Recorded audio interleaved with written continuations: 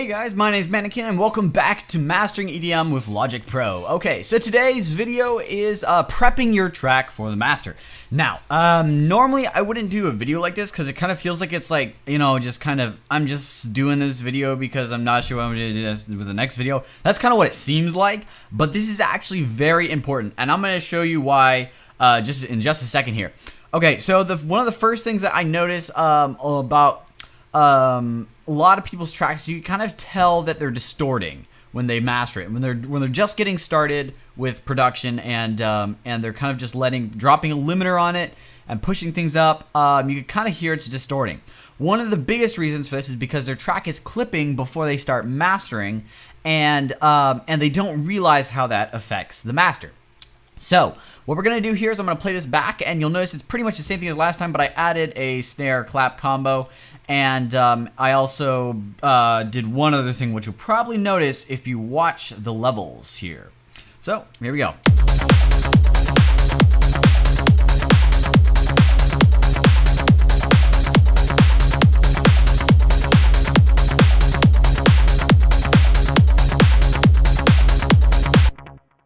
Okay, so you probably noticed there, it's clipping quite a bit. So I gotta tell you, the problem with this is that what a lot of people do is they'll let it clip and they'll think, okay, let me just go to dynamics, put a limiter on here, and make the output level 0. There we go, that looks good, and voila, we get this.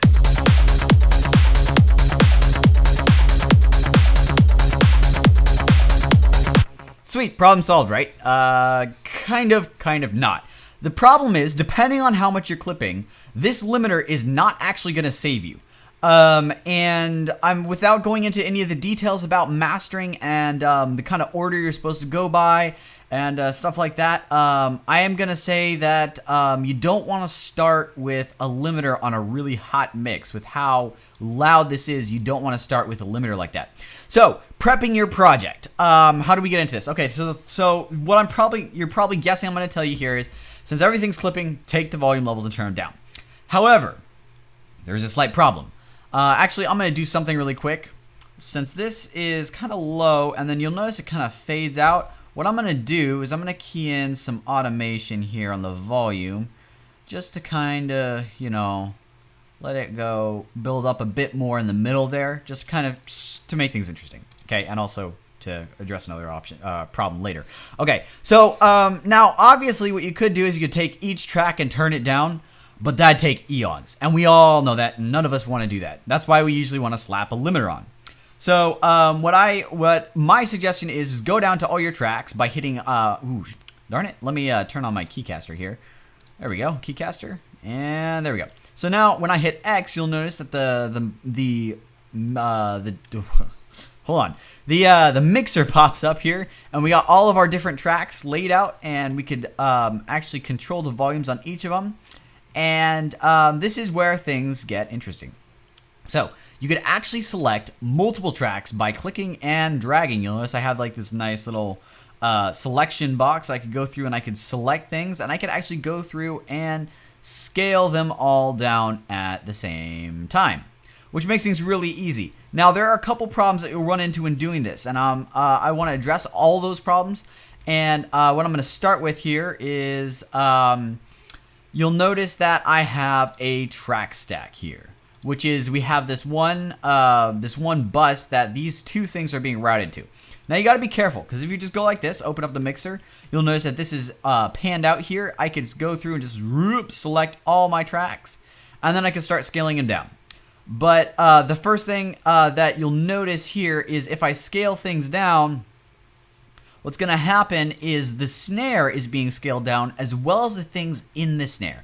Now what that causes is the volumes to be twice as low, because what you're doing is you're scaling this one down by a certain amount, and you're also scaling these ones down by a certain amount. So what you end up with is something that's twice as quiet. So you can't select the stack as well as the things inside of it. So let me pop this back up. There we go. And now that they're back at the original thing, what we could do here is I'm going to hold shift, and hopefully this works. And I could click on these to remove them. And this time when I scale it down, it'll scale down the master one here, but it won't scale down these ones. And in the end, we'll keep the balance overall. And now one other thing that I have to mention that I should have talked about first, but I didn't, is you'll notice that I selected all the tracks here. And that's actually the wrong way to do it. What you want to select is you want to select everything except for your master bus, your output there, and any of your effect channels, which are like your reverbs and... what's this one? Oh yeah, this is bus 20, so that would make this my sidechain. So we don't want to scale down any of these ones. You'll notice it's actually pretty easy to distinguish them because typically your reverbs and stuff, if you start with like... usually bus 1 is routed to a reverb by default, and you can kind of just follow that one and just like make that your marker. And notice that this one has it's green, and it has this little pan icon up here. Don't know why they put that there, but anyway, they did. So it's green and it has that. You'll notice that a lot of instrument tracks that are green will have this little music icon, so you don't need to worry about that. And then also the buses that you route they have this icon here, but they're blue. So you kind of keep those separated. Just remember that green and the little clock icon, or it looks like a clock, little pan icon there. Sorry, is the basically you're starting with your buses there that you don't want to scale down. So you want to grab all the ones on this end all the way up to here, and then remember that since these ones are in a track stack, we need to remove these from it. So these are the ones we're going to be scaling down. Now, neat feature here. You notice that when I grab it, it scales them all relative to the one that you're doing. So you'll notice that this one is at -1. If I scale these ones down, you'll notice that they don't all move the same amount. Some of them move less because they're at a lower volume level. This has to do with the curve of volume levels and the fact that it's not a volume is not linear. So that means that if you bring this one down like I don't know, you say a half a centimeter on your screen, and then it's this low, in order to bring it down relatively the same amount, it would not be a half a centimeter. It'd be something different. So this thing takes care of it. You don't have to worry about that. That's a nice feature there. And that's essentially what you need to do to get rid of that clipping. However, we have a problem. And I'm going to show you this problem here. So what I'm going to do here is I'm going to take this one here. We notice it's at -1. That makes it easy to reference off. So when I put it back here, you kind of deal with it. And I'm going to do this. I'm going to pull it down. So we have headroom. I'm going to pull it down by we'll go 6 so that we have some headroom. Just kind of 6 flat. There we go. So we have some headroom here. Now I'm going to play this back and watch this track. Watch what happens to the volume.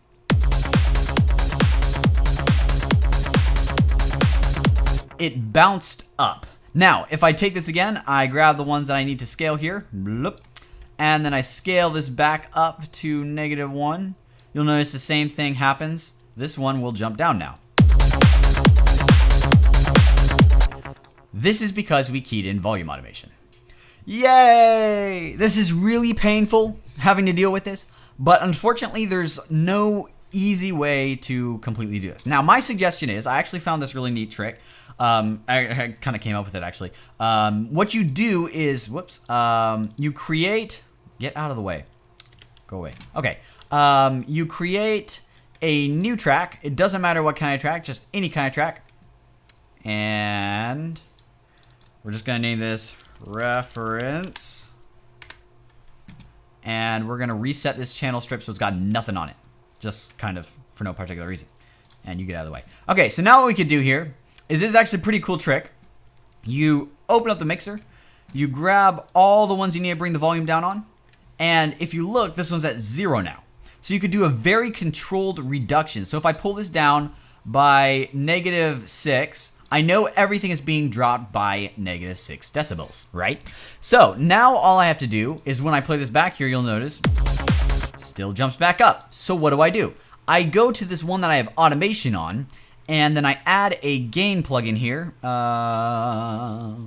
Where is it? Utility gain. There we go. And then I just have to drop this by -6. And it does the exact same scaling, and I don't have to worry about anything else because the way audio works when you drop this by -6, just from raw, it's the same amount as if you would have dropped it, relatively speaking, at this small level. So, anyway, you don't have to worry about the technicalities of that. Just suffice it to say, this works. So, so this way you could actually do your reduction And you'll notice now we're nowhere near to clipping on our master bus. So we're perfectly fine. We've got tons of headroom now. Not tons of headroom. Typically, I'd like a lot more headroom when I'm mastering. I'll talk about that in a minute. But this works really well. The reason I don't suggest just getting a regular track and dropping it by the same amount is if you start, bring these out. Actually, I could revert these to the original just by holding Alt and clicking this fader. And everything pops back up to its original value. And you'll notice we're lucky with some of these. Like this one's -1. This one's -1. But most of the time you'll find that your volume levels are going to be more like -7.4 through -3.8, -4.8, where it's not something easy to follow. And it's kind of hard to remember what it was at originally and how much you're dropping it by, which makes adding a gain plugin pretty painful when you're trying to deal with automation here. So that's my suggestion. You add a reference track, like what I did here, that has no purpose other than just being at 0 by default. And then when you grab this, whoops, that's not what I meant to do. When you grab, when you grab these and you select them all and you scale them by that amount, you're scaling all by that same amount, and you just have to go to your tracks that have automation, which we determined is this one, and only this one, fortunately, in this project. And we could actually go through and adjust the gain by our reference, which is now -7.6. -7.6. That's 7.6, not 78.6. That'd be a lot. So that we get it at the same relative volume level, and we're scaling our entire mix down without actually having to worry about things going out of balance. So that's my suggestion. That way you don't have to go through and kind of like turn down all your things and you notice all your automation wasn't turned down, and then you go to your automation and you got to figure out, okay, balance it back in using this gain plugin. You don't have to worry about that. All you have to do is create a reference track first, and then grab all your tracks minus the ones inside of the folders and the sums here, and also minus all the effect sends and the output and the master and stuff like that. And then you just scale them however much you need to scale them, and then adjust the gain so it says the same thing as what your reference volume level is at. So that's a great way to deal with automation. It's pretty painful otherwise because, like I said, you either have to rekey the automation or you have to add a gain plugin to every single thing that's automated and try to mix it back in, which is pretty painful. So if you do it this way and add a reference one, it lets you scale everything down, and then you could, all your automated stuff, you know what value you need to punch in. You just have to punch it in. You don't have to worry about scaling it in correctly and mixing it back in. So that's my tip for that one. So that pretty much covers prepping your track. I am going to talk about a couple other things in this video here, just because I feel it'd be very worth talking about. The reason you don't want to grab these is because the reason you don't grab these is because all of these are typically routed before the fader, which means post pan, post fader, pre fader. Post pan, I believe, is before the fader, because if you watch this, it goes down, the signal goes down, it goes into the fader, or not into the fader, into the pan, and then out the fader. So if you do it post pan, it does it after it takes the value of the pan. If you do it post fader, it does after the fader. If you do it pre fader, then I believe it avoids the pan, but it does before the fader. So the pan doesn't affect it, despite the confusing. Anyway, so most of the time, all your tracks are going to be routed, and the volume of these is actually going to change the amount it sends to the bus. So when you turn all these down, all the reverbs will receive a quieter signal, and you don't have to worry about scaling those down at all. And then obviously you don't want to change the output of master, because you want to try to leave those at 0 at all times. So now I want to explain what I usually do when I'm doing things, because I know some people, I think I briefly talked about it in my previous video, but I just want to talk about what I do. So you notice that we had to scale down this track that was clipping. Well, how do you avoid doing that? Because I tend to let my tracks clip when I'm working on them, just because it doesn't sound that bad when Logic's playing it back, so it doesn't really bug me that much. I don't let them clip too much, not like 5 or 6 decibels, but I let it clip just a little bit. So how do I deal with not having to scale everything down at the end? Well, there's 2 options. The first option is really easy, and you could just normalize the track when you're done. Just do overload protection or normalize, and it'll make it so it's not clipping. And I don't suggest that just because I might have run into issues back when I was first doing things. Either that or it was because I had a limiter on it and it was already clipping or something like that. I don't remember. But long story short, don't resort to normalization if there are other methods. So what's my method? My method is you go to your master track here, so it's called output, and then you just drop in a gain when you first start your track. And then I just set it to positive 12. You could choose however much you want, but I figure positive 12 gives me a lot of headroom. And when I go to master, I'll have tons of headroom and I won't have to worry about things. Now, if you notice, I'm going to play this back. We're going to see if turning down my main mix here on my mixer will make it so that it doesn't blow your eardrums out. But this is going to be pretty low because I'm boosting it by 12. So let's see if this works. So, not too appealing. Now, what that forces you to do is it forces you to pull everything down to a really low level. So, for the sake of things, I'm just going to do the cheap trick that I showed you with all the volume scaling. I'm going to grab my reference track here, and then I'm going to go scale it, grab everything up to here, because I don't want these, and I don't want any of these, remember? And then I'm going to scale this down by we'll do negative 14 just to give a little bit of headroom, because it was at 0 before. And then now you notice, once again, this was way too loud because it didn't scale down with that because of the automation. So I just drop here, negative 14. Sweet. Everything's scaled back in.